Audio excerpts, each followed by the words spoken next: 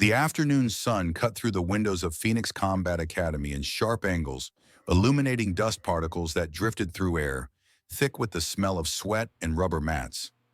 47 days ago, the woman standing in the doorway had killed a man with her bare hands in the darkness of eastern Syria. Today she wore faded jeans and a gray t-shirt that made her nearly invisible among the crowd of students filing out after the 5 o'clock class.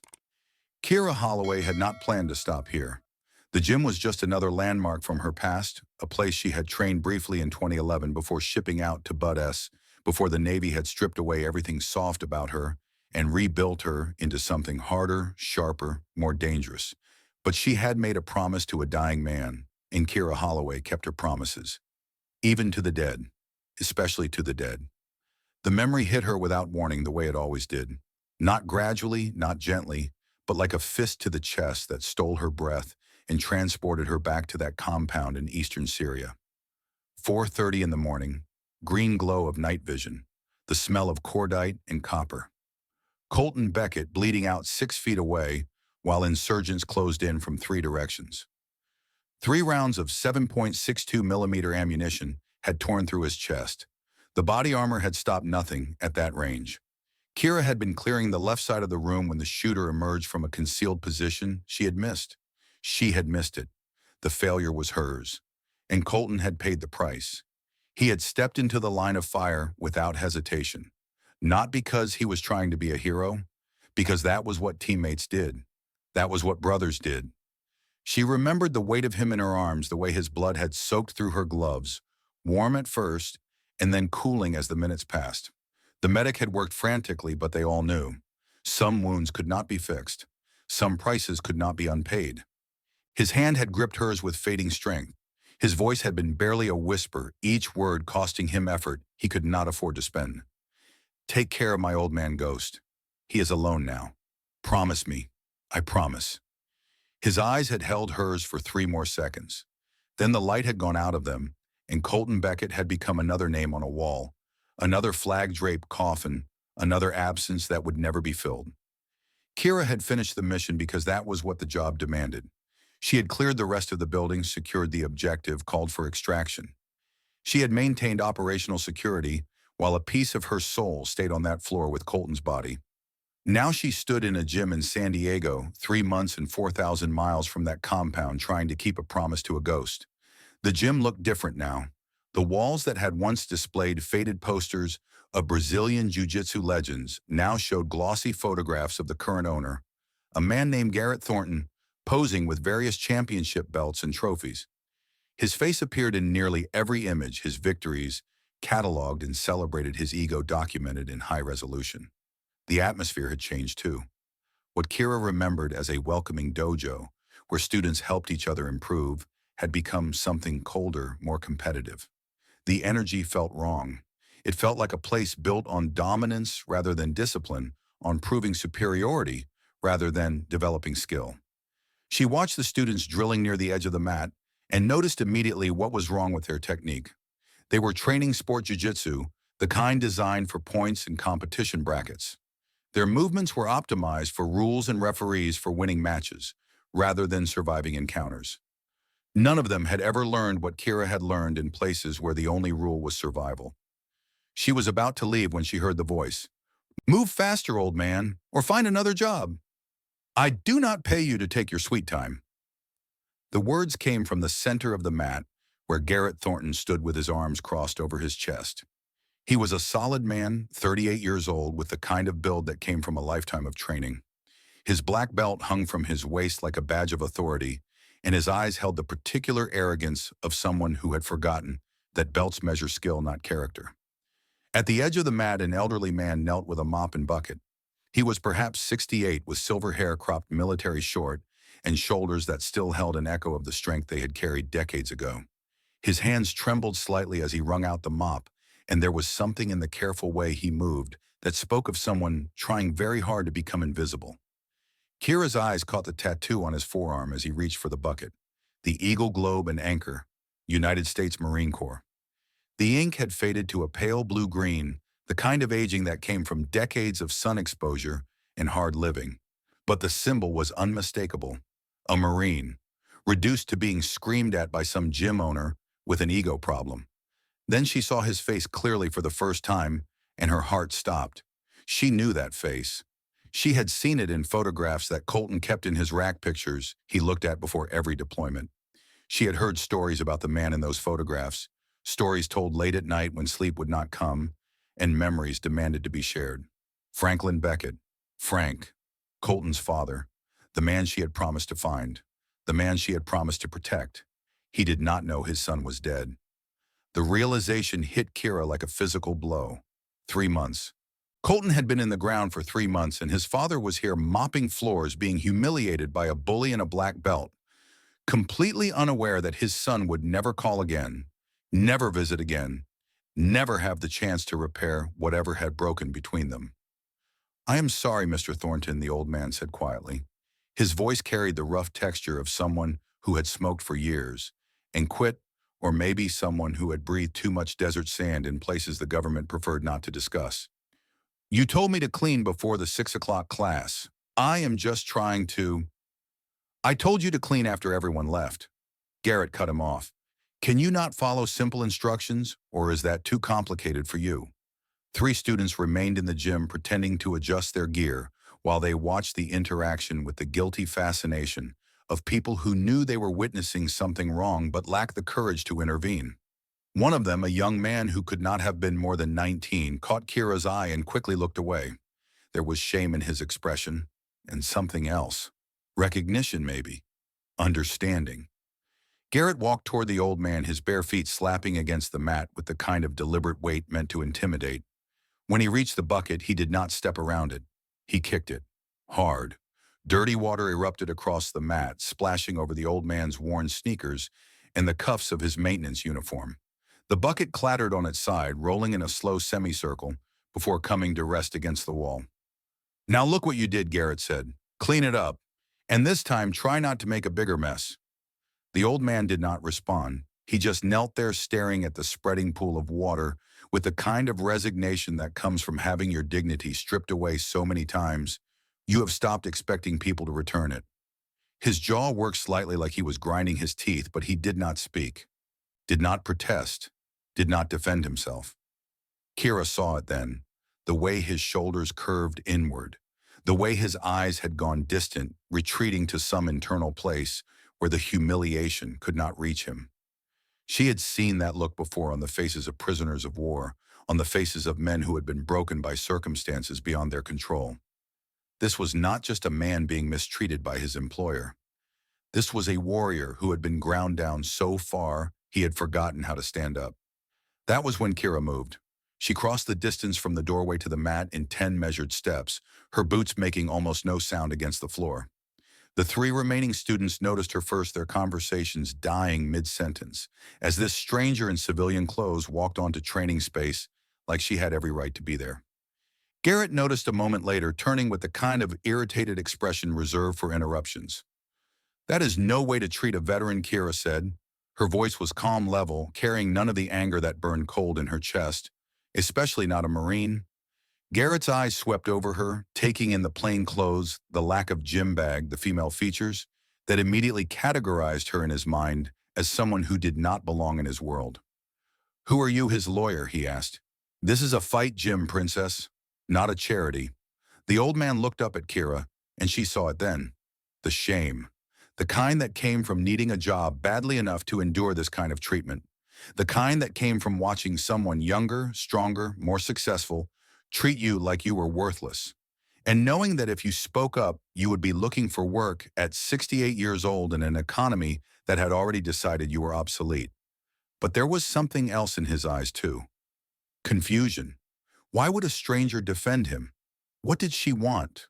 What was the angle? "I'm someone who recognizes disrespect when I see it," Kira replied. Garrett took a step closer to her. He was 6'1", perhaps 200 pounds of muscle and ego. He looked down at her 5'8" frame with the expression of a man utterly confident in his physical superiority. "Let me guess," he said. "You took a cardio kickboxing class once at the Y. Think you know martial arts? Think you are tough because you can punch a bag?" One of the students snickered. The young one who had looked away earlier did not make a sound. Kira held Garrett's gaze without blinking. In her peripheral vision, she could see the old man still kneeling by the spilled water, his hands frozen on the mop handle, as he watched this exchange with growing concern. "I know enough to recognize a bully when I see one," she said. The word landed like a physical blow. Garrett's face flushed, a vein becoming visible at his temple. He was used to being called many things: champion, instructor, tough, uncompromising. But not that, never that. Big words, he said, his voice dropping into a register that was supposed to sound dangerous. "You want to back them up, or are you just going to run your mouth?" Kira glanced at the old man again.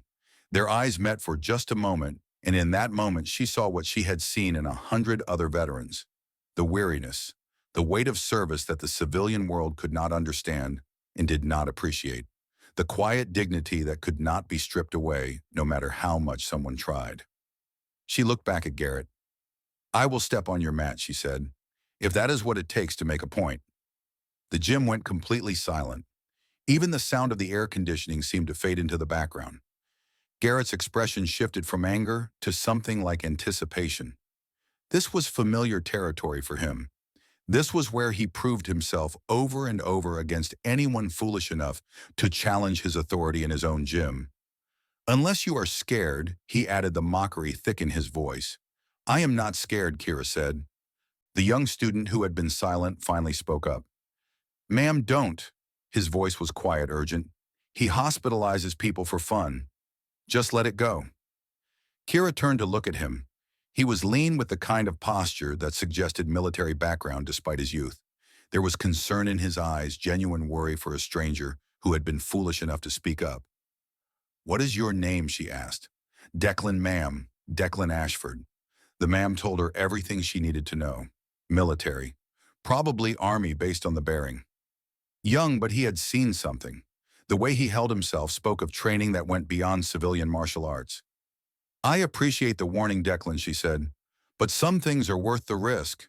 She turned back to Garrett. "What are the rules?" Garrett smiled. It was not a pleasant expression. "My mat, my rules. Grappling only. No striking. First tap loses. Unless you want to reconsider. No shame in backing down." Kira looked at the old man one more time.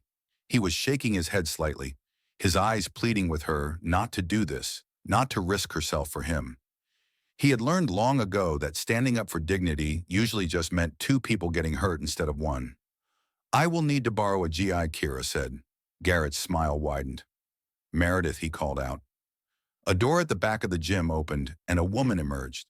She was in her mid-30s with Garrett's same sharp features softened by something that looked like perpetual concern.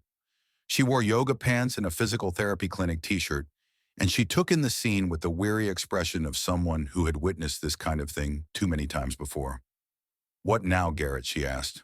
"Our guest needs to borrow your GI. She wants to learn about respect." Meredith Thornton looked at Kira, then at her brother, then at the old man still kneeling by the spilled water. Understanding crossed her face, followed by something that might have been sympathy. "You do not have to do this," she said quietly to Kira. "Yes," Kira replied. "I do." 5 minutes later, Kira stood on the mat in a borrowed GI that fit almost perfectly. The fabric was worn soft from years of training, and it smelled faintly of detergent and sweat. Garrett had changed into his own GEI, the black belt, retied with the precise movements of ritual.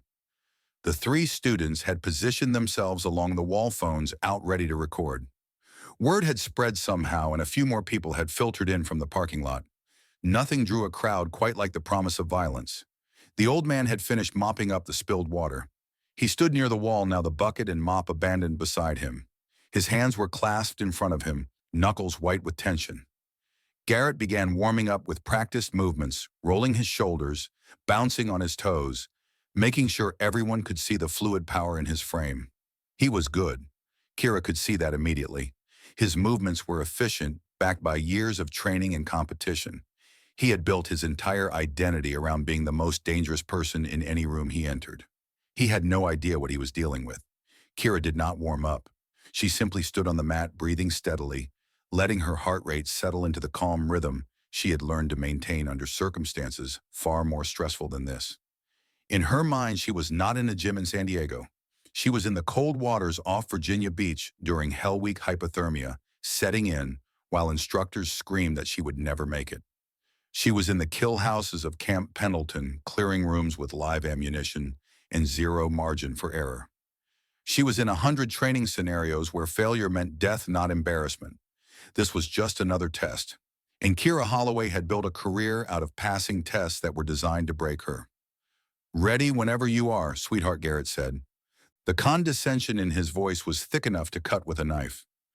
"Do not worry, I will go easy on you. Would not want you to break a nail." A few people in the growing crowd chuckled. Declan Ashford did not make a sound. Meredith stepped forward, apparently having appointed herself as referee. "This is supposed to be controlled sparring," she said, directing the words more at her brother than at Kira. "Grappling only. First tap ends it." "Understood, crystal clear," Garrett said. Kira just nodded. "Okay then." Meredith looked uncomfortable. "Begin." Garrett moved first, closing the distance with the confidence of a man who had done this 1,000 times. His stance was textbook, his footwork precise. He reached for Kira's collar with his right hand, a standard grip that would have given him control over her posture, and set up a dozen different attacks. His hand closed on empty air. Kira had shifted, a movement so economical it barely looked like she had moved at all, but suddenly she was not where Garrett had expected her to be. His grip found nothing, and his forward momentum carried him slightly off balance. Not much, just enough. He recovered immediately, resetting his stance. The smile had faded from his face, replaced by concentration. He came again, this time with a collar and sleeve grip, trying to establish control before attempting any techniques. Kira allowed the collar grip let him think he had something. Then as he began to pull her forward to set up a throw, she moved. Her weight shifted in a way that disrupted his base. Her hips angled so that his pulling motion became ineffective. When he tried to adjust, she was already somewhere else, and his sleeve grip slipped free. Garrett stepped back, breathing slightly harder. The crowd was murmuring now. They had expected dominance. They had expected their instructor to overwhelm this stranger in the first 30 seconds. But 45 seconds had passed, and he had not landed a single technique. "Fight back," Garrett said, his voice carrying an edge of frustration. "Or are you just going to run away?" Kira did not respond. Her breathing remained steady, her expression calm. She was reading him now, cataloging his patterns, identifying the tells that preceded each attack. Every fighter had them. The slight drop of the shoulder before a throw, the shift of weight before a takedown. Garrett was skilled, but he had spent his entire career in sport grappling where there were rules, referees, weight classes, and time limits. Kira had spent her career in places where the only rule was survival. Garrett came in harder this time, frustration overriding some of his technical precision. He shot for a double-leg takedown, a wrestler's attack designed to drive through his opponent and put them on their back. It was fast, explosive, the kind of movement that had probably won him dozens of matches. Kira sprawled. The technique was textbook perfect. Her hips drove back. Her weight descended onto Garrett's shoulders, and suddenly he was carrying all of her mass while trying to complete a takedown that required mobility he no longer had. He strained trying to power through, but Kira's base was immovable. Then she moved. Her right arm slipped under his armpit. Her left arm wrapped around his back. Her body shifted with the kind of fluid precision that spoke of movements practiced 10,000 times. And Garrett felt his entire world tilt as she spun to his back. The students along the wall leaned forward. This was technique they had never seen before. Not sport jiu-jitsu, something older, something designed for a different kind of combat entirely. Kira's legs wrapped around Garrett's torso in a body triangle. One calf locked behind the opposite knee, creating a vice of pressure that compressed his rib cage and made it difficult to draw a full breath. Her right arm snaked around his neck, not in a choke, yet just establishing the position. Her left hand gripped her right wrist, completing the structure. Garrett had been in bad positions before. Every grappler had, but there was something different about this. The pressure was immense, perfectly distributed, and utterly inescapable. He tried to peel her legs apart. Could not. Tried to turn into her. Could not. Tried to buck her off. Could not. Her body felt like it was made of cables and concrete. Every point of contact was a source of pressure that made his options narrower with each passing second. Tap, Kira said quietly. Her voice was calm, almost gentle. Before you pass out. Garrett's face was beginning to turn red. 15 seconds had passed since she had taken his back. 15 seconds in which he had been utterly unable to escape or improve his position. His pride screamed at him to resist, to tough it out, to prove he was stronger than this woman who had walked into his gym and challenged him. But his body was sending different signals. His breathing was labored. His vision was starting to narrow at the edges. And there was something in the absolute control she had over him that spoke of levels he had not even known existed. He tapped. 3 quick strikes against her forearm, the universal signal of submission. Kira released him instantly. Her legs unwrapped. Her arms withdrew. And she moved away from him with the same fluid efficiency she had demonstrated throughout the engagement. She stood up, her breathing barely elevated, and extended a hand to help him up. Garrett ignored the hand. He rolled to his knees, gulping air, his face flushed with exertion and humiliation.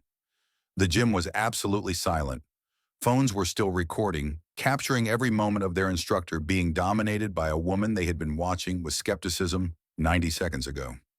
He stood up on his own, his legs slightly unsteady. When he looked at Kira, there was something new in his eyes. Not respect, not yet, but the first crack in his certainty. Where the hell did you learn that, he asked. Kira's expression did not change. Here and there. Military bases mostly. Garrett's breathing was slowing now, his color returning to normal. You are a military. What branch? Army, supply clerk, Air Force desk job? Navy, Kira said. The words seemed to hang in the air for a moment. Then Garrett laughed. It was a short, sharp sound, devoid of actual humor. Navy. So what, you filed paperwork on ships, pushed papers around some office in Norfolk? That is adorable. Declan Ashford spoke from the wall. Sir, maybe you should stop. Shut up, Declan, Garrett snapped. Your opinion does not count here. It never has. The young man's face flushed, but he fell silent. Kira saw the shame there, the familiar weight of being told, you are worthless by someone who is supposed to be teaching you. She turned her attention back to Garrett. Is that all? She asked. Or do you need another round to convince yourself that was a fluke? Garrett's jaw clenched. She had hit the exact nerve she had intended to hit. The suggestion that what had just happened was luck, not skill.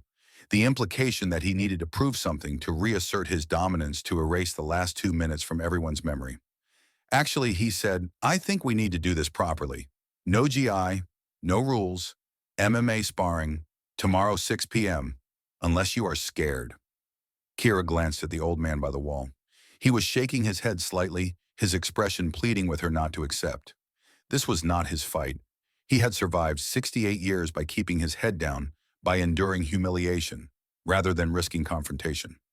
He did not want her to get hurt on his behalf, but Kira had made a promise to a dying man, and that promise extended beyond just checking on Franklin Beckett. It extended to protecting him, to standing up for him when he had been ground down too far to stand up for himself. One condition, she said. Garrett crossed his arms. What is that? When I win, you apologize to Mr. Beckett here, publicly, in front of all your students, and you treat your staff with the respect they deserve. The old man made a small sound, something between a gasp and a protest. Garrett looked at him, then back at Kira, and smiled. It was the smile of a predator who had just been offered exactly what he wanted. When you win, he repeated. Honey, you got lucky once. That is all. Tomorrow I will show you where women really belong. And it is not on a combat mat. We will see, Kira said. She began removing the GI, folding it neatly despite the adrenaline still coursing through her system. Training, discipline, the small rituals that kept you grounded when violence threatened to overwhelm thought. Meredith approached her quietly. That was impressive, she said. But tomorrow he will not hold back. He will hurt you if he can. His pride will not let him do anything else. I know, Kira said. Then why do it? Kira finished folding the GI and handed it back to Meredith. She looked at the other woman for a moment, considering how much truth to share with a stranger.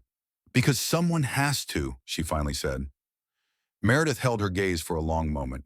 Then she spoke again, her voice barely above a whisper. Our father was a police officer, Sergeant David Thornton. He died in 2005, saving his partner during a robbery gone wrong. Took 3 rounds and kept fighting until backup arrived. Bled out before the ambulance could get there. Kira understood then. The shrine of trophies on the wall, the desperate need to prove himself, the cruelty that masks something deeper. Garrett lives in our father's shadow, Meredith continued. He has spent his whole life trying to be the hero Dad was. But he does not understand that heroes protect people. They do not tear them down. Maybe he will learn, Kira said. Maybe. Meredith looked at her brother, who was surrounded by students offering excuses and explanations for what had just happened. But I would not count on it. Kira walked toward the exit, her boots finding the same measured rhythm they had had when she entered. The crowd parted for her students, watching with expressions that ranged from disbelief to something approaching respect. Declan Ashford caught her eye as she passed and nodded slightly. A warrior's acknowledgement. At the doorway, Kira paused and turned back. The old man was still standing by the wall, his maintenance bucket beside him, his eyes following her with an expression she could not quite read. "Semper Fi, sir," she said. "Thank you for your service." Franklin Beckett's eyes widened. His mouth opened slightly surprised, breaking through the careful mask of invisibility he had worn throughout the confrontation. His right hand began to rise, perhaps toward a salute, then stopped halfway. Old habits dying hard. "How did you—" he started to say. "Tomorrow 6 p.m., Garrett interrupted, stepping between them. His voice was loud, asserting his authority over his own space. "Do not be late, and do not expect the same outcome." Kira looked at him for a long moment. Then without another word, she turned and walked out of the gym into the late afternoon sun. Behind her, the crowd erupted into conversation, a dozen different analyses of what they had just witnessed. Garrett was already spinning the narrative, explaining to anyone who would listen that he had been holding back, that tomorrow would be different, that she had gotten lucky with a couple of moves. But Franklin Beckett said nothing. He just stood there staring at the empty doorway, where a stranger had appeared, challenged a bully on his behalf, and then disappeared back into the California heat. His hands were no longer trembling. For the first time in 3 months since the day he had written a letter to his son Colton and received no response, Franklin Beckett felt something other than resignation. He felt hope. And in a budget hotel room 3 miles away, Kira Holloway sat on the edge of a bed that had seen better decades and stared at a photograph on her phone.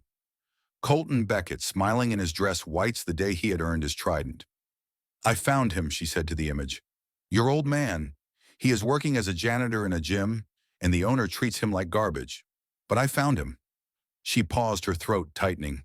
"He does not know about you, Colt. He does not know you are gone. And tomorrow I have to figure out how to tell him that his son died saving my life." The photograph offered no guidance. It never did. Kira set the phone down and looked at her reflection in the mirror across from the bed. She looked tired, felt tired, the kind of tired that sleep could not fix. She picked up the phone again and scrolled to a contact labeled Hawk. She hit the call button and waited through 2 rings before a gravel-rough voice answered. "Ghost. Did not expect to hear from you so soon. Colonel Douglas Mercer. Retired now, but still the man who had trained her, mentored her, pushed her past limits she had not known she had. The closest thing to a father she had had since her own died when she was 19. I found him, Colonel. Colton's father." There was a pause on the other end of the line. "And he does not know." The notification went to Colton's ex-wife in Phoenix. She remarried, never bothered to tell Frank. He has been writing letters to a ghost for 3 months. Jesus. Another pause. "You going to tell him tomorrow? After I handle something else first." "What kind of something else?" "The kind that involves defending a 68-year-old Marine from a bully and agreeing to an MMA sparring match at 6 p.m. Silence. Then a sound that might have been a laugh or might have been a sigh. "You have been there less than 8 hours, Mac. He was being humiliated, sir. Right in front of everyone. Treated like he was nothing. I could not just walk away." "No." Mercer's voice softened slightly.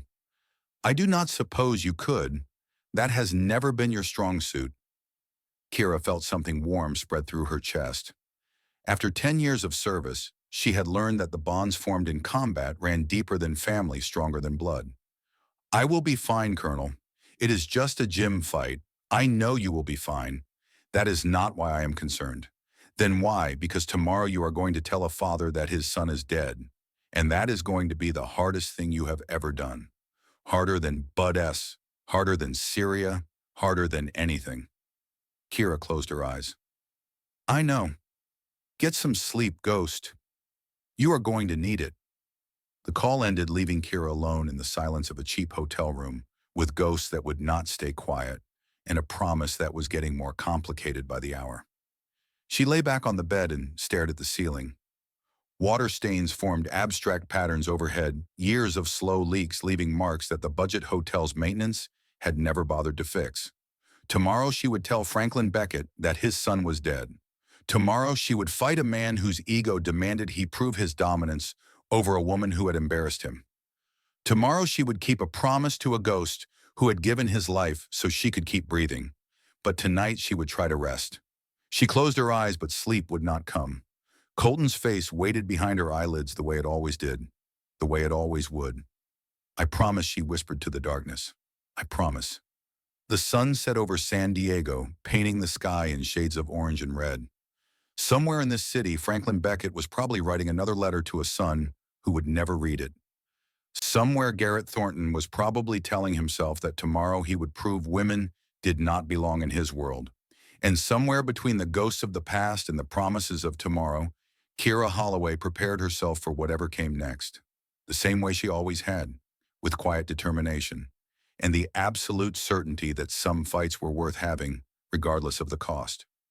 The apartment building on the edge of National City had seen better decades. Paint peeled from the exterior walls in long strips, exposing the gray concrete beneath, like wounds that had never properly healed. The parking lot was cracked asphalt and faded yellow lines, home to vehicles that had survived through determination rather than proper maintenance. This was where people lived when Social Security checks did not stretch as far as they needed to, when pride was the only thing left that did not have a price tag. Franklin Beckett's studio apartment was on the second-floor unit 2B, accessible by an exterior staircase with a railing that wobbled when you gripped it too hard. Inside the space was perhaps 400 square feet divided into living area, kitchenette, and bathroom by strategic furniture placement rather than actual walls. A Murphy bed folded down from one wall, neatly made with military corners, that 40 years of civilian life had not erased from muscle memory. A small table served as both desk and dining surface, flanked by a single wooden chair that had been repaired so many times it was mostly wood glue and hope. But it was the walls that told Frank's real story. Photographs covered every available surface. A young Frank in Marine Corps dress, blues 1975, fresh-faced and eager before the world taught him what war actually meant. Boot camp at Paris Island, force recon training, the Persian Gulf 1991, Kuwait burning, then Somalia, Mogadishu. The photographs from that deployment were different. Fewer smiles, harder eyes. Men who had seen things that could not be unseen. Black Hawk Down, the newspapers had called it. 18 Americans dead, 73 wounded. A mission that had gone sideways in ways no one had anticipated. Frank never talked about it. Not to anyone. Not even to his son. Especially not to his son. In the center of it all, positioned at eye level beside the small television, was a shrine. Not elaborate, just a wooden shelf with 3 items carefully arranged. A photograph of Colton Beckett in his navy dress whites taken the day he earned his SEAL Trident. He was 24 in that photo, his father's eyes staring out from a younger face, the kind of confidence that came from surviving the hardest military training on earth. Beside the photo, a folded American flag in a triangular case presented to Frank at his wife's funeral 6 years ago. Margaret, Maggie, the only person who had ever truly understood him. And finally, a small wooden box containing Colton's first set of dog tags from boot camp. The metal dulled with age, but the stamped letters still legible. Frank sat at his table now, a legal pad in front of him, a pen gripped in fingers that still trembled slightly from the day's humiliation. He had been writing letters to Colton for 9 months, ever since their last phone call had ended badly. He had wanted Colton to follow in his footsteps, to join the Marines the way 3 generations of Beckett men had done before him. When Colton chose the Navy, instead chose the SEALs, it had felt like rejection. Like his son was saying that being a Marine was not good enough. The argument had started small and grown into something neither of them could control. "You want to end up like me," Frank had shouted into the phone. "Broken, forgotten. Working as a goddamn janitor at 68 because your body is shot and your mind is not far behind. I want to serve my country, Dad. The way you did. I wasted my life serving this country, and now I am watching you make the same mistake. It is not a mistake, and it was not a waste. You made a difference." "I made a difference," Frank had laughed, bitter and sharp. "I have got a drawer full of medals that do not pay the rent. I have got nightmares that never stop. I have got a body that hurts every single day. That is what service got me. That is the difference I made." The silence on the other end had been terrible. Frank had known even as the words left his mouth that he had gone too far. When Colton finally spoke, his voice had been quiet, controlled. The voice of a man who had learned to compartmentalize emotions in situations far more stressful than a phone call with his father. "I am sorry you feel that way, Dad. I hope someday you will understand why I have to do this. But I cannot keep having this conversation. Not anymore." "Colton, wait." The line had gone dead. That was 9 months ago. Frank had called back immediately. No answer. He had called every day for a week, straight to voicemail. He had sent emails that went unanswered, left messages that were never returned. And then he had started writing letters. The pen touched paper now forming words that Frank knew would never be read, but needed to be written anyway. "Dear Colton, I got a job at a gym downtown. It is just maintenance work, but it pays enough to cover rent. The owner is not the kindest man I have ever met, but I have dealt with worse. Something happened today. A woman came into the gym, a stranger. She stood up for me when the owner was being cruel. She did not have to do it, did not know me from Adam, but she did it anyway. She reminded me of you. That same fire, that same refusal to look the other way when something is wrong. I hope you are safe wherever you are. I know you are angry with me. I do not blame you. I said things I did not mean, things I cannot take back. But I want you to know that I am proud of you. I always have been. Even when I was too stupid to say it, your mother would have known what to say. She always did. I miss her. I miss you. Please call when you can. Love, Dad." Frank set the pen down and stared at the words. They felt inadequate like everything else he had tried to say over the past 9 months. He folded the letter carefully and placed it in an envelope that would never be mailed, adding it to the stack of identical envelopes in the drawer of his table. 53 letters. 53 attempts to bridge a gap that he did not realize had become infinite. His medication bottles sat beside the lamp. 3 prescriptions lined up like soldiers. PTSD medication, anxiety pills, sleep aids for the dreams that 40 years had not been enough time to erase. He took them with water from a gas station. Promotional glass swallowed them down and waited for the chemical fog to soften the day's edges. That woman, the one from the gym, there was something about her he could not shake. The way she had moved, the way she had looked at Garrett Thornton without an ounce of fear, the way she had said Semper Fi like she actually knew what it meant. She was military. Frank was certain of it. Not just military, something else, something more. He looked at Colton's photograph and felt tears burning at the corners of his eyes. "I met someone today," he said to the image. "She reminded me of you. That same fire. The kind that does not go out just because the world tries to smother it." The photograph offered no response. It never did. Frank closed his eyes and let the medication begin its work, pulling him down towards something that might pass for sleep if he was lucky. 3 miles away in a hotel room that smelled of industrial cleaner and stale air, Kira Holloway sat at a small desk with her laptop open to a file she had been avoiding for 3 months.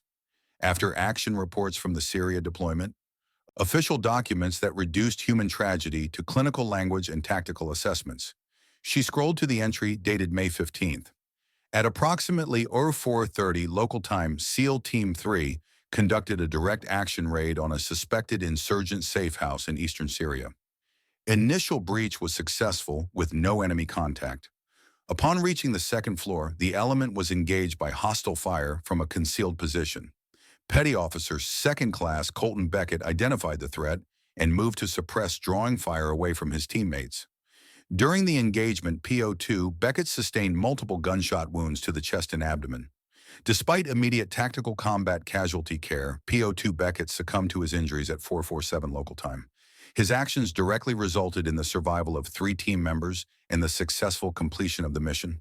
PO2 Beckett is recommended for posthumous award of the Silver Star for conspicuous gallantry. The words did not capture it. They never could. Official reports reduced sacrifice to statistics, heroism to bullet points. They said nothing about the weight of holding a dying friend or the silence that followed his last breath. Kira closed the laptop. Some things could not be written down. They could only be carried. She picked up her phone and dialed Colonel Mercer's number. He answered on the second ring. Ghost. You should be sleeping. I know.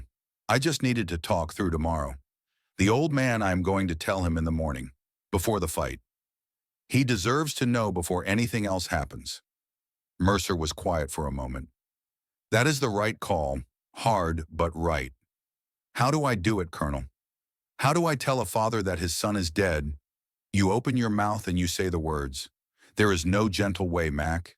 There is no technique that makes it easier. You just tell him the truth and you stay with him while he breaks. And then you help him put the pieces back together. Kira felt her throat tighten. What if he hates me? What if he blames me for surviving when Colton did not? Then he will hate you and blame you. And you will carry that weight the same way you carry everything else. One foot in front of the other. One day at a time. She closed her eyes. I should have seen that shooter, Colonel. I should have been the one who took those rounds. Colton made a choice, Mac. You do not get to take that from him. You do not get to decide that his sacrifice was wrong. He saw a threat to his teammate, and he acted. That is what brothers do. Honoring his memory means accepting that he died doing exactly what he wanted to do, protecting the people he cared about. The words hit something deep in Kira's chest. Something that had been wound tight for 3 months finally began to loosen just slightly. Get some sleep, Mercer continued. Tomorrow is going to be hard. But you have done harder things. Yes, sir. The call ended, leaving Kira alone with her thoughts. She lay back on the bed and stared at the ceiling, tracing the water stains with her eyes. Tomorrow she would break an old man's heart. Tomorrow she would fight a bully who needed to learn that strength meant protecting people, not dominating them. Tomorrow she would keep a vow to a ghost. The morning arrived with the kind of coastal fog that turned San Diego into a collection of gray shapes and muted sounds. Kira had been awake since 5 old habits pulling her from sleep before her body was ready to give it up. She had run 8 miles through streets still empty of traffic, pushing her pace until her lungs burned and her legs screamed, trying to outrun thoughts that had no interest in being left behind. By 9, she was showered and dressed, sitting in a coffee shop 2 blocks from Phoenix Combat Academy, watching the entrance through the window while pretending to read news on her phone. She saw Garrett Thornton arrive at 10 in a black BMW that probably cost more than Franklin Beckett had earned in the last 5 years. He moved with the swagger of someone who had convinced himself that yesterday had been a fluke, that today would restore the natural order of things. She saw students filter in for the morning classes. She saw Meredith Thornton arrive with a bag of what looked like medical supplies, preparing for the evening's event with the weary resignation of someone who had patched up her brother's opponents too many times to count. And at 11:30, she saw Franklin Beckett shuffle into view carrying his maintenance supplies in a canvas bag that had seen better decades. He moved slowly like a man trying to make himself small, trying to pass through the world without drawing attention. The fog seemed to cling to him, making him look even more insubstantial than he already was. This was it, the conversation she had been dreading since Colonel Mercer's call 3 months ago. The moment when she would watch hope die in an old man's eyes, and know that she was the one who had killed it. Kira stood, left exact change on the table, and crossed the street before doubt could stop her. She caught Frank just as he was reaching for the gym's side entrance, the one marked staff only, that led to the maintenance closet where he probably stored his supplies and ate lunch alone. Mr. Beckett, she said quietly. He turned. Surprise flickered across his weathered face. Recognition followed a moment later. You are the woman from yesterday. The one who... He stopped, glancing toward the gym's front entrance. You should not be here. Garrett has been telling everyone about tonight. He is angry, really angry. I know. That is not why I am here right now. Frank looked at her more carefully, and something in her expression made his own face shift from concern to wariness. What is wrong? Is there somewhere we can talk? Somewhere private I do not understand? Please, Mr. Beckett, it is important. The wariness deepened into something approaching fear. His hands tightened on the strap of his canvas bag. This is about Colton, is it not? You knew him somehow. You were going to tell me something yesterday before Garrett interrupted. Kira felt her throat tighten. This was the moment, the one she had been dreading since Syria. There is a park 2 blocks south, she said. Can you spare 15 minutes? Frank set down his canvas bag. His hands were shaking again, worse than yesterday. Not from cold, not from age, from the terrible certainty that was settling over him like a shroud. He is dead, is he not? My son is dead. The words hung in the fog between them. Kira wanted to soften it, to ease into the truth with careful phrasing and gentle preparation. But Franklin Beckett was a Marine. He had faced hard truths before. He had delivered them himself to families of men who had died under his command. Lying to him now, even with kindness, would be the greater insult. Yes, sir, she said. I am sorry. Frank's knees buckled slightly. He caught himself against the wall, one hand pressed flat against the rough stucco, while his breath came in short, sharp gasps. When May 15th, 3 months ago, Syria. 3 months. The words came out as barely more than a whisper. He has been dead for 3 months and nobody told me. The notification went to his ex-wife. You were not listed as next of kin. The system failed you, sir. I am sorry. Frank pushed off from the wall and began walking. Not toward the park, not toward the gym, just walking, like a man who needed to move or collapse. Kira followed, matching his pace, giving him space while staying close enough to catch him if he fell. They ended up at the park anyway. A small square of grass and playground equipment surrounded by chain-link fence, empty at this hour on a Tuesday morning. Frank sat heavily on a bench that faced the swing set, staring at nothing, his face the color of old concrete. Kira sat beside him and waited. She had learned in the aftermath of Colton's death that sometimes the kindest thing you could offer someone was silence, space to process the impossible, time to let the world reshape itself around an absence that could not be filled. How, Frank finally asked. His voice was steady, now controlled. The Marine taking over from the father. How did he die? We were conducting a raid on a suspected insurgent safe house. Colton identified a threat that I missed. He drew fire to protect the team. Took 3 rounds to the chest and abdomen. Our medic did everything possible, but the wounds were too severe. Frank's hands clenched into fists on his knees. Did he suffer? Kira considered lying. Considered telling Frank that Colton had died instantly, that there had been no pain, no fear, no awareness of what was happening. But she had already decided that Frank deserved truth, not comfort. Yes, sir, but not for long. Maybe 3 minutes from first shot to the end. He was conscious. He knew what was happening. Frank made a sound that might have been a laugh or a sob, something caught between disbelief and desperate hope. Did he say anything? This was the moment Kira had been dreading most, because what Colton had said in those final 3 minutes would either save Frank or destroy him, and there was no way to know which until the words were spoken. He asked me to tell you that he loved you, that he understood why you fought, that he never stopped looking up to you. Frank turned to look at her for the first time since sitting down. His eyes were red-rimmed but dry, years of practiced emotional control keeping the tears locked away. You are lying, trying to make me feel better. No, sir. Those were his exact words. Tell my old man I love him. Tell him I get it now. Tell him he was right about everything that matters. I was not right. Frank's voice cracked. I told him he was wasting his life. Told him the military would use him up and throw him away. We fought for an hour on the phone. I said terrible things. Things a father should never say to his son. He knew you were scared. Kira kept her voice gentle but firm. He told me about that conversation. Said his father had seen what war did to people and did not want that for his son. Said it came from love, even if it sounded like anger. Frank was quiet for a long moment. When he spoke again, his voice was barely audible. The notification. You said it went to his ex-wife, Jennifer. Yes, sir. She remarried 3 years ago. When the casualty notification team contacted her, she did not pass the information along to you. I do not know why. I know why. Frank's jaw tightened. Because she never forgave me for the divorce. Never forgave Colton for choosing to stay with me instead of moving to Phoenix with her. This was her way of hurting us both. Letting me write letters to a ghost while she knew he was already in the ground. The bitterness in his voice was raw bleeding. Kira did not try to defend the woman. There was no defense for what she had done. Only the cold reality that bureaucratic systems failed people every day, and some failures could never be fixed. You were not forgotten, sir. Colton talked about you constantly, carried your photo on every deployment. The last thing he thought about was you.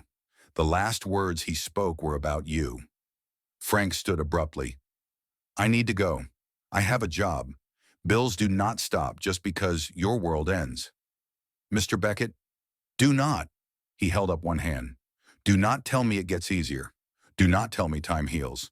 Do not give me any of that garbage people say when they do not know what else to say. I was not going to. Kira stood to face him. I was going to tell you that Colton was the bravest man I ever served with, that he made me a better operator and a better person, that losing him broke something in me that has not healed and probably never will, and that if you need someone to be angry at, I am right here, because I should have seen that threat first. I should have been the one who took those rounds. Frank stared at her for a long moment. Then he sat back down suddenly, looking every one of his 68 years and then some. How do you live with it? The guilt badly. Kira sat beside him again. I do not sleep much. When I do, I see him bleeding out. I replay those 3 minutes over and over, looking for the moment where I could have done something different. Been faster, been better, and I keep his promise because it is the only thing that makes the guilt feel like it might have purpose. Is that why you are fighting Garrett tonight? Because you think getting hurt will balance some cosmic ledger? Partly, Kira met his eyes. Also because Garrett was treating you like garbage, and someone needed to stop him. I do not need saving. Everyone needs saving sometimes, Mr. Beckett. Colton understood that. It is why he stepped into that line of fire. Frank was quiet for a long time, staring at the empty swing set, while the fog began to lift and the morning sun tried to burn through. When he finally spoke, his voice was softer. The anger drained away, leaving only exhaustion. I wrote him 53 letters, 53 attempts to apologize for a phone call I cannot take back. And he was already dead. He was already gone. And I was just talking to a ghost. He knew you loved him. Before that phone call. After it. Always. He carried your photo on every deployment. Talked about you constantly. You were his hero, sir. Some hero. Frank laughed bitterly. I am a 68-year-old janitor getting bullied by a man half my age. You are a force recon Marine who served his country with honor. What you do for a paycheck does not change what you are. Frank turned to look at her again. Really looked like he was seeing her for the first time. Who are you? Really, Kira considered how much to tell him. Considered the weight of secrets and the price of truth. Lieutenant Kira Holloway, Navy SEAL. Colton was my swim buddy during Buddha's training. We went through Hell Week in the same boat crew. He saved my life in Syria. The rounds that killed him were meant for me. Understanding dawned across Frank's face. You came here because you feel guilty. I came here because I made a promise. Colton asked me to check on you, to make sure you were okay. That is what I am doing. By telling me my son died 3 months ago, while I was writing him letters, while I was sitting in that apartment waiting for him to call. That is your idea of keeping a promise. The anger in his voice was justified, expected, easier to handle than grief would have been. Kira let it wash over her without responding, without defending herself. Frank stood again. This time his movements were slower, more deliberate. I need to get to work. Garrett will be angry if I am late. You do not have to go back there. I can help you find another job. Somewhere you are treated like a human being. I am not a charity case. No, sir. You are a Marine. And Marines help each other. That is not charity. That is brotherhood. Something shifted in Frank's expression. Not acceptance, not yet. But maybe the first crack in the wall he had built around himself. Will you be there tonight at the fight? Yes, sir. Good. Frank's voice was quiet but firm. I want to watch you knock some sense into that arrogant son of a bitch. The ghost of a smile crossed Kira's face. I will do my best, sir. And after Frank paused, his back still turned to her. After you have proven whatever you are trying to prove, we will figure out what comes next. Together. Frank nodded slowly. He started to walk away, then stopped and turned back. Lieutenant Holloway. Yes, sir, thank you. For telling me. For keeping your promise. For being there when my son needed someone. I wish I had been faster. So do I. Frank's voice was heavy.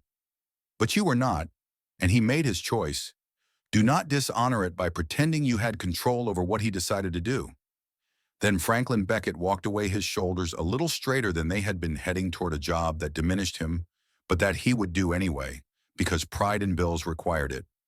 Kira sat alone on the bench and allowed herself exactly 60 seconds of grief.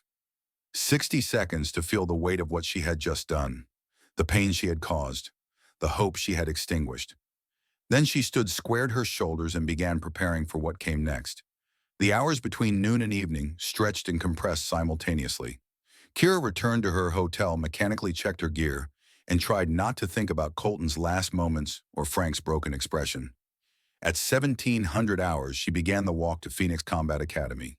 The sidewalks were busier now, people heading home from work, tourists wandering toward the waterfront. Kira moved through them like a ghost present, but separate, her mind already in the gym, already feeling the rhythm of combat, already calculating distance and timing the way she had been trained to do. By 1730, Phoenix Combat Academy was packed. Word had spread through the local MMA community, amplified by Garrett's Instagram post and the promise of violence. Perhaps 60 people crowded into a space designed for 30, lining the walls, sitting on equipment phones already out and recording.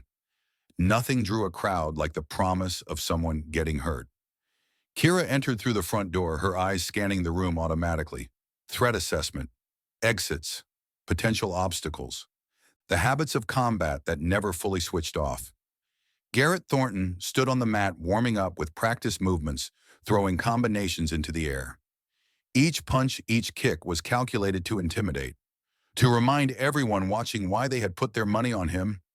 Meredith Thornton stood near the edge of the mat, medical kit at her feet, her expression a mixture of resignation and concern. Declan Ashford was there too, positioned against the far wall, his posture rigid with tension. He caught Kira's eye and nodded slightly. A warrior's acknowledgement. And Franklin Beckett stood near the back, still in his maintenance uniform. His eyes were red-rimmed, but he was standing straight, standing tall. For the first time in months, he looked like the Marine he had been. Their eyes met across the crowded room. Frank nodded once. A small movement, but it carried weight. Permission, gratitude, and something else. Trust. Kira nodded back. Then she walked toward the mat, toward the man who needed to learn that strength meant protecting people, not dominating them. Toward the fight that would change everything. Behind her, 60 phones recorded every step. 60 strangers waited to see blood. And one old man, broken by grief but standing anyway, watched the woman who had kept a promise to his dead son prepare to keep another promise. The promise that some fights were worth having, even when fighting hurt, even when winning meant losing something you could never get back. The mat felt different under Kira's bare feet than it had the day before. Yesterday it had been a platform for proving a point. Tonight it was something else entirely. A stage where broken things might begin to mend or shatter completely. 60 people pressed against the walls of Phoenix Combat Academy, their phones held high like torches in some modern coliseum. The air was thick with anticipation, with the primal hunger that drew humans to violence since the first fist was thrown in anger. Garrett Thornton bounced on his toes at the center of the mat, his body loose and ready, his eyes burning with the particular intensity of a man whose entire identity depended on what happened in the next few minutes. He had spent the last 24 hours convincing himself and everyone who would listen that yesterday had been a fluke, a moment of carelessness, a mistake that would not be repeated.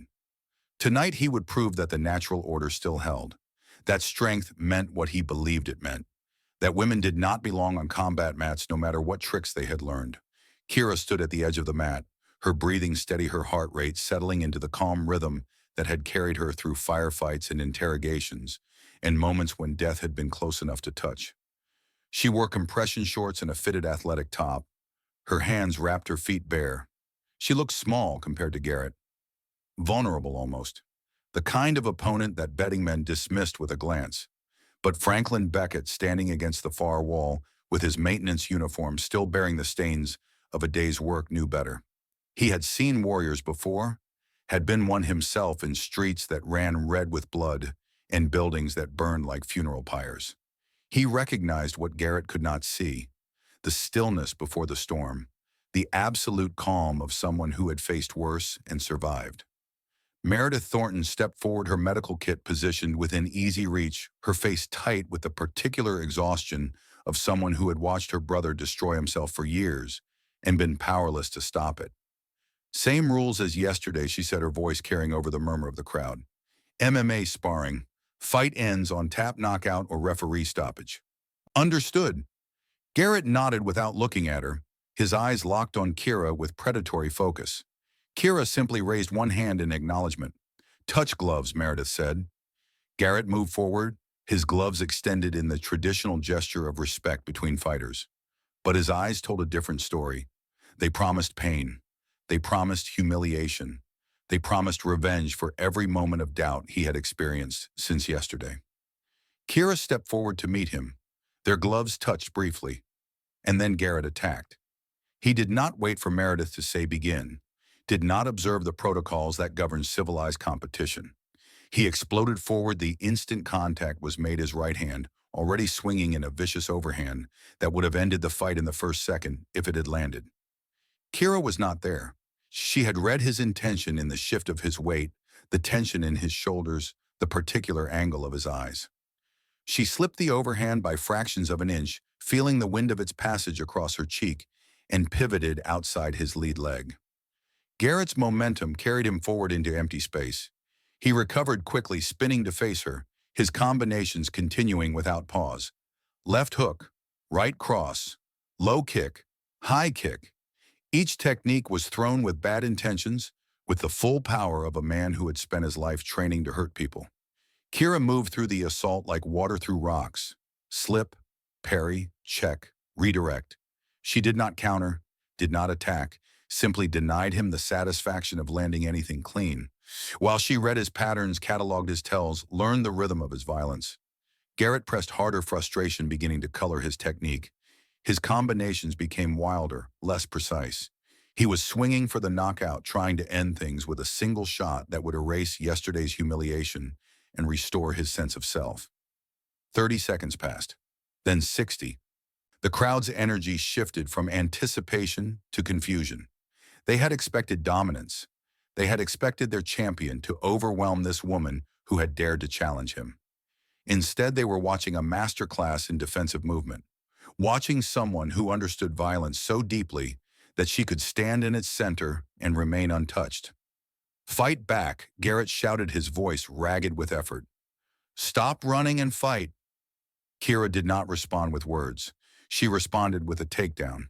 It happened so fast that most of the crowd missed the mechanics.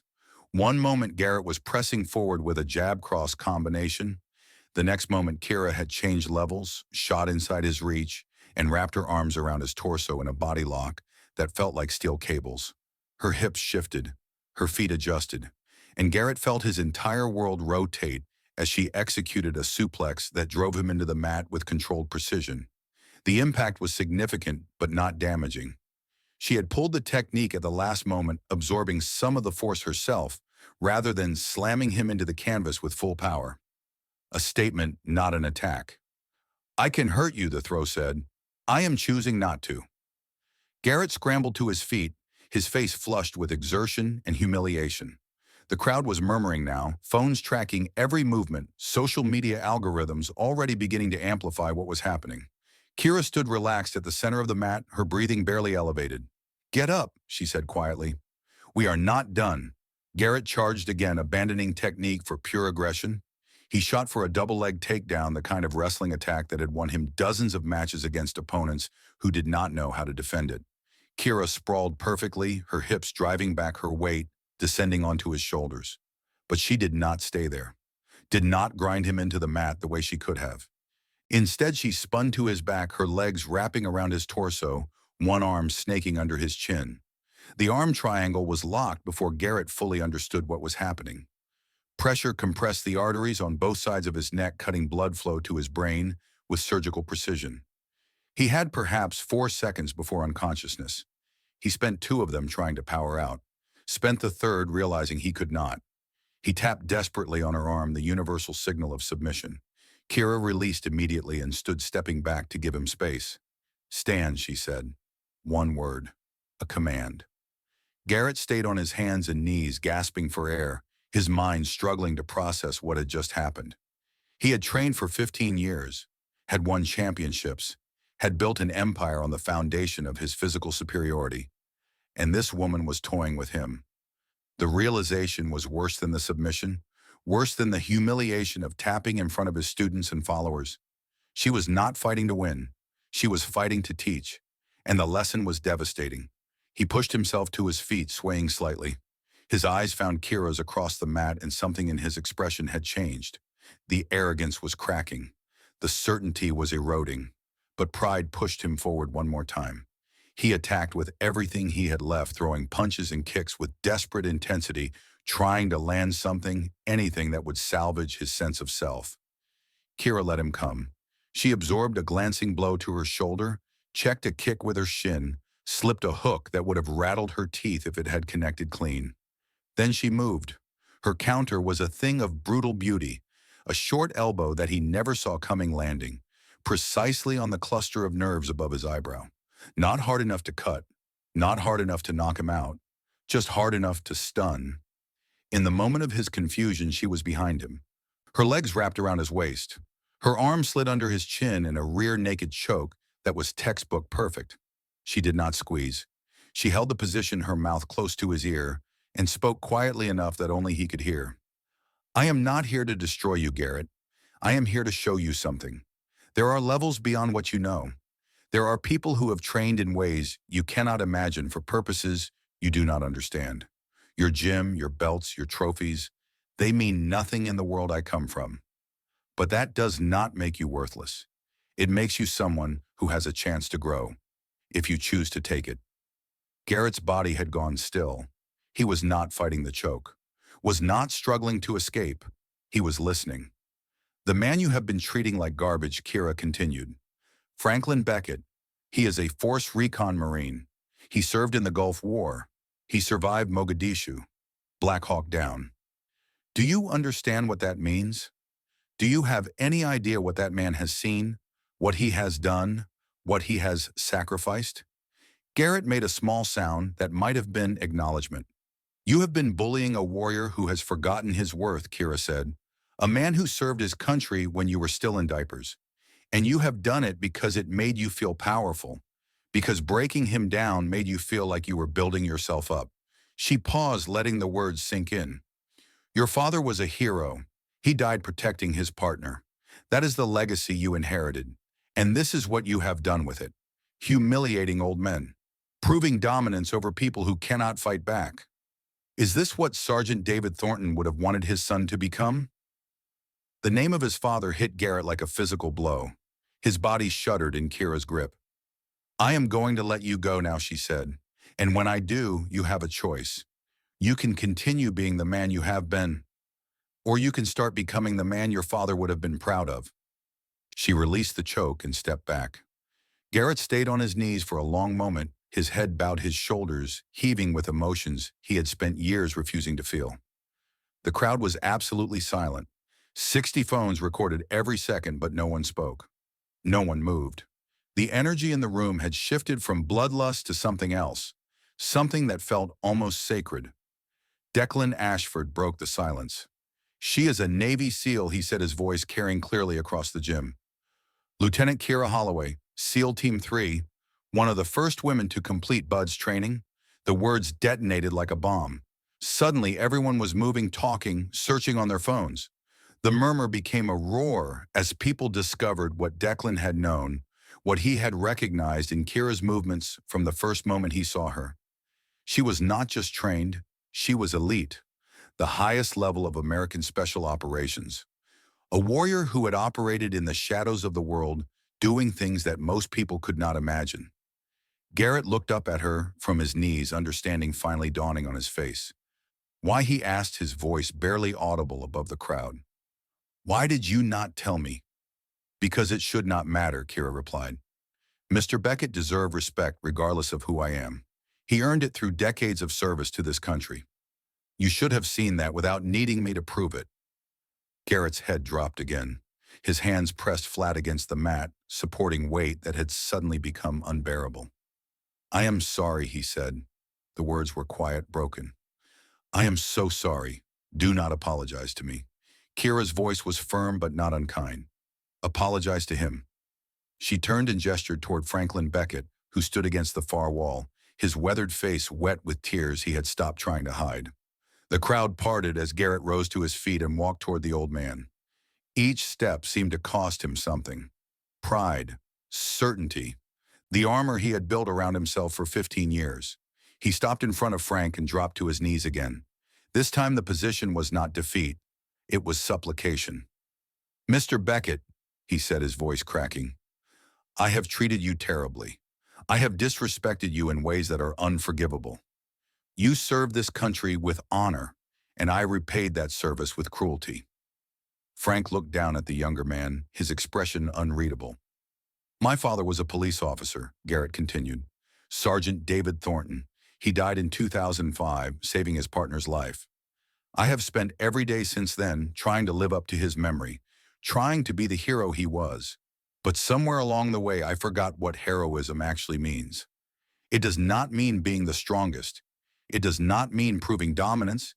It means protecting people, serving others, and I have failed at that, completely. He looked up at Frank, tears streaming down his face. I know I cannot undo what I have done, but I am asking for a chance to be better, to honor your service the way I should have from the beginning, to make my father proud instead of ashamed. Frank was quiet for a long moment. The crowd held its breath. Then the old Marine reached down and gripped Garrett's shoulder. Stand up, son, he said. His voice was rough, but not unkind. Marines do not kneel except to pray. Garrett rose, his legs unsteady. I lost my boy 3 months ago, Frank continued. SEAL, killed in action in Syria. I found out this morning. This woman here, she served with him, made him a promise to check on me. And she kept that promise even though it meant telling me the hardest truth I have ever had to hear. Garrett's eyes widened with shock. Understanding deepened the shame already written across his face.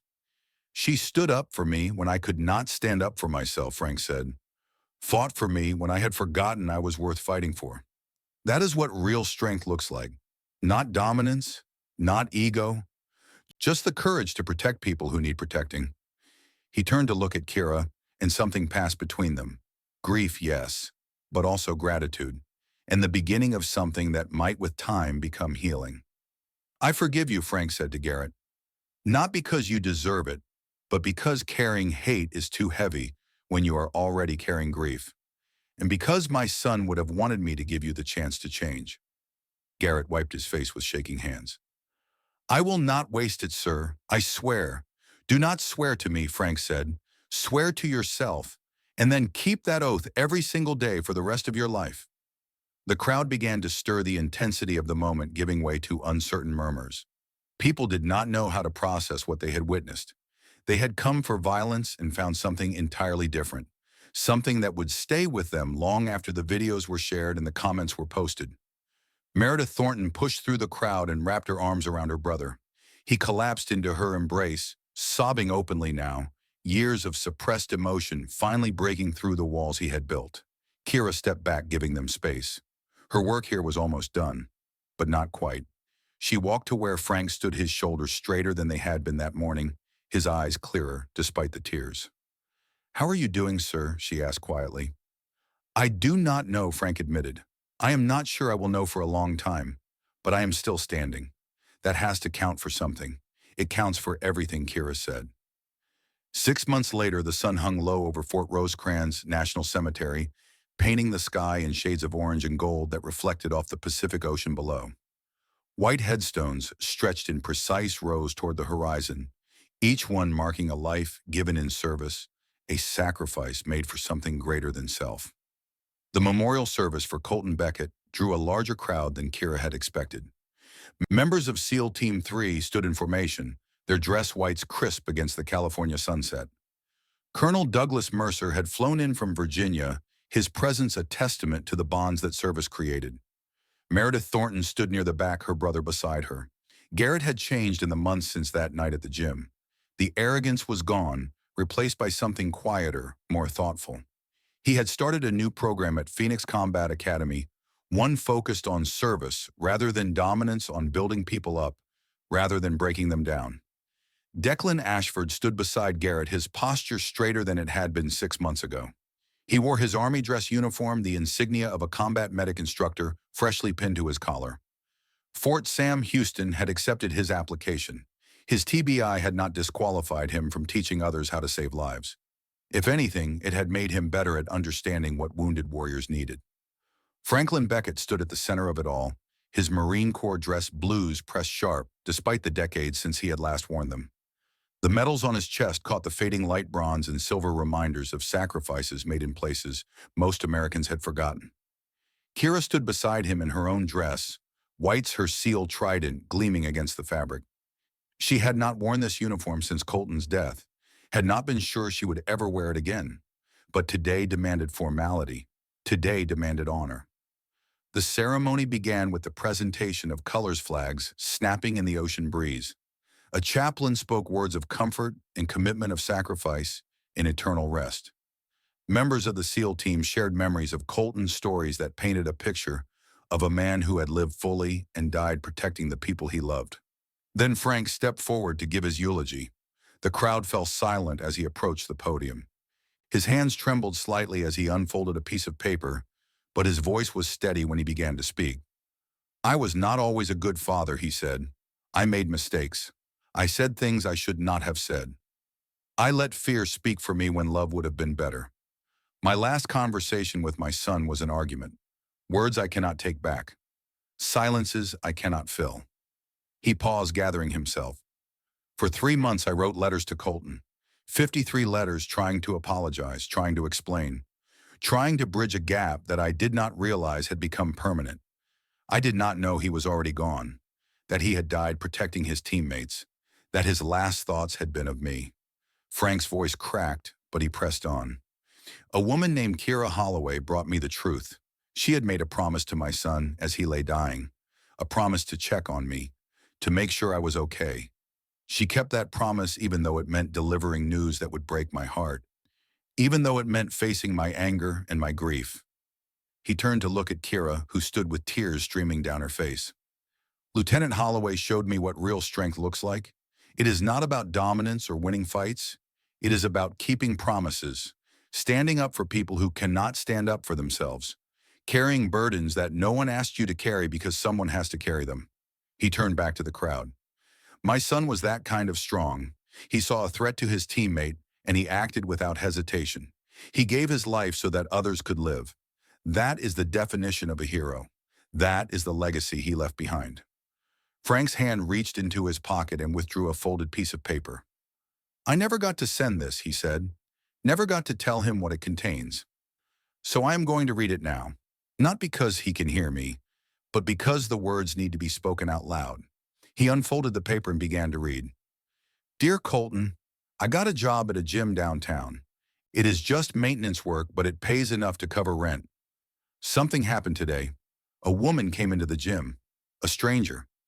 She stood up for me when no one else would. She reminded me of you.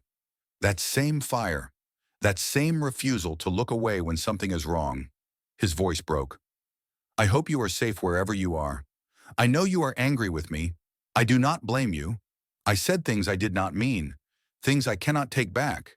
But I want you to know that I am proud of you. I always have been, even when I was too stupid to say it." Tears flowed freely down Frank's weathered cheeks. "Your mother would have known what to say. She always did. I miss her. I miss you. Please call when you can. Love, Dad." He folded the paper and placed it at the base of Colton's headstone. "Rest easy, son. Your old man is going to be okay. I give you my word." The ceremony concluded with the folding of the flag, each precise movement a ritual of honor that had been performed countless times for countless fallen warriors. The flag was presented to Frank, who clutched it to his chest like it was the only solid thing left in a world that had shifted beneath his feet. As the crowd began to disperse, Kira noticed a young woman approaching hesitantly from the edge of the gathering. She was perhaps 25, with auburn hair and green eyes that seemed somehow familiar. In her arms, she carried a toddler, a little boy with dark hair and a serious expression. She stopped a few feet from Frank, uncertainty written across her face. "Mr. Beckett," she said quietly. "My name is Paige. Paige Beckett. I was married to your son." Frank turned to look at her confusion, giving way to shock as her words registered. "Married.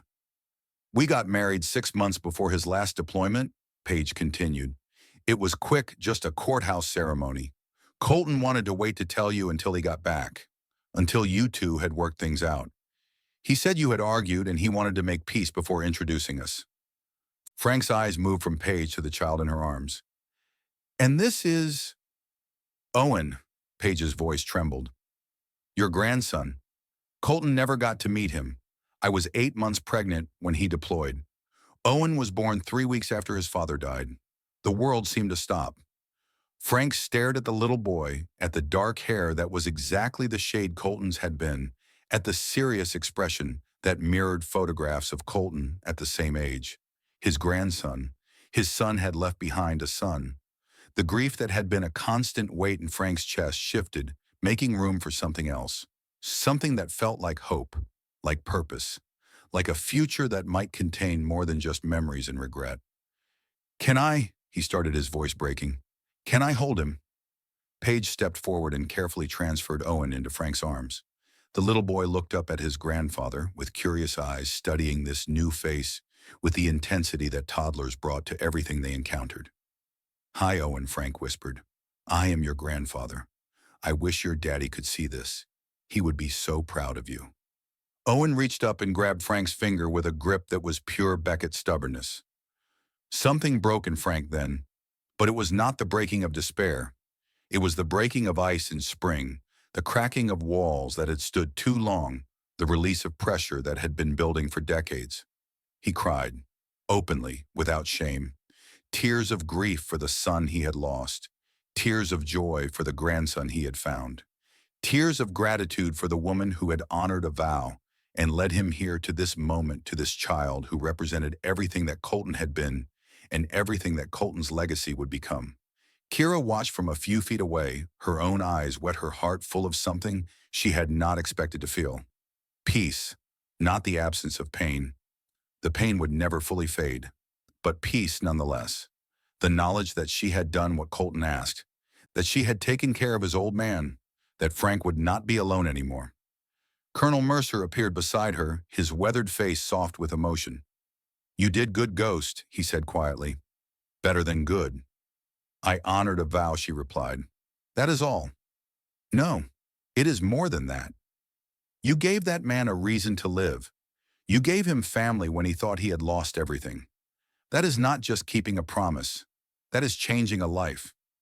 Kira watched as Paige moved closer to Frank, as the three of them began to form a unit, a family bound by blood and loss, and the legacy of a man who had died protecting others. Garrett Thornton approached, his expression humble. "Lieutenant Holloway," he said, "I wanted to thank you. For everything. For what you did that night. For what you showed me." Kira turned to face him. "How is the program going?" "Better than I could have imagined," Garrett said. "Mr. Beckett is an incredible teacher. The students love him. And I am learning too. Learning what my father would have wanted me to be." "Good," Kira said. "Keep learning. That is the only way any of us get better." As the sun finally touched the horizon, Frank stood with Owen in his arms, Paige beside him, the Thornton siblings flanking them like family. Declan was there too, back from Fort Sam Houston, for the weekend, wearing his new instructor uniform with quiet pride. Kira walked back to Colton's headstone one last time.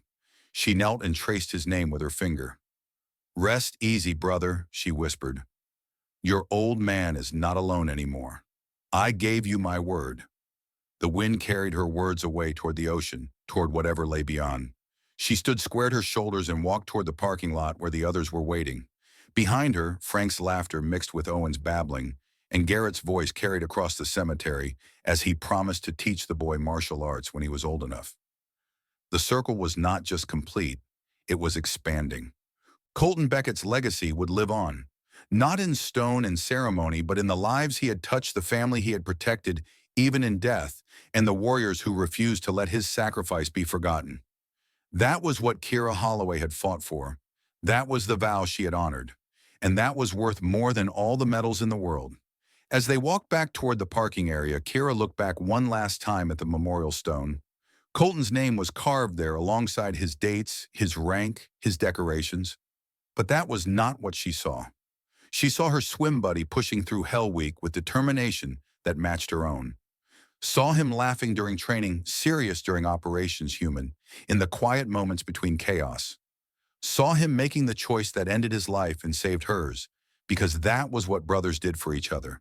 And she made a silent promise to a name carved in stone, to keep living in a way that honored his sacrifice, to protect those who needed protection, to stand up to bullies and defend the defenseless, to be the kind of warrior he had been, the kind who understood that true strength was not about dominance, but about service.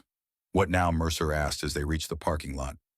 Kira looked at the ocean, at the sky, at the world that kept turning, despite the holes that lost left behind.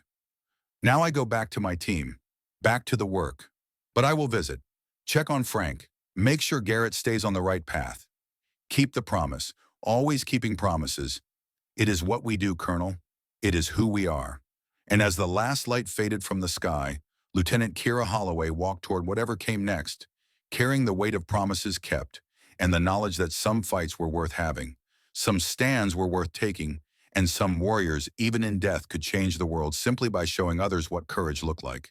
Behind her, carved in stone, Colton Beckett's name stood watch over the ocean, a permanent reminder that heroes came in many forms, that sacrifice had meaning, and that the bonds forged in combat could transform strangers into family. And in a gym in San Diego, Frank Beckett would teach another generation what it meant to be a warrior, passing on wisdom earned through decades of service and loss, ensuring that his son's legacy lived on in every student who learned that real strength protects. It never destroys. The circle was complete. The promise was kept. And in the spaces between grief and hope, something like peace had finally taken root.